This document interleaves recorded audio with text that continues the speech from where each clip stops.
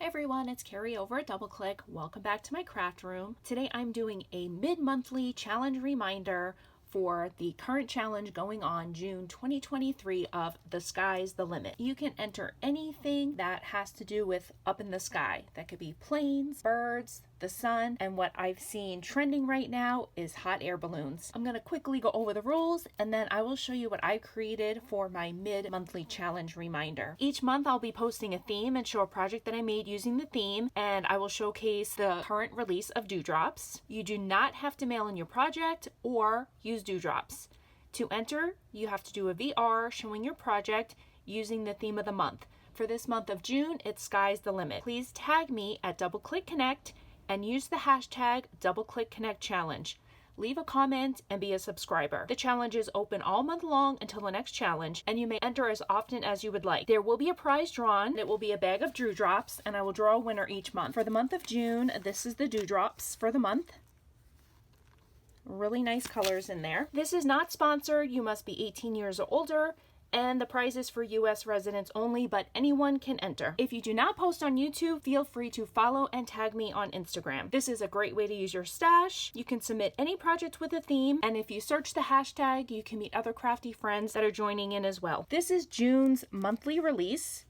We have this gorgeous set of colors, and they are currently available in my Etsy shop. I always send a free sample of dewdrops with all orders. And let's get on to the project that I created this month. I will tag all of the channels that have already submitted their projects so you can see where I was inspired to use a hot air balloon. We had Janet at Miss J00, Martha at Martha Makes Art, and Christine at Christine's Cards and Things that all posted about hot air balloons. I was so inspired. I dug through my stash of dies and I found a hot air balloon, and this is my project.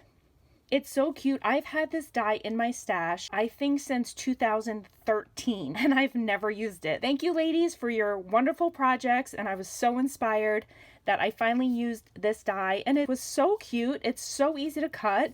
I love it.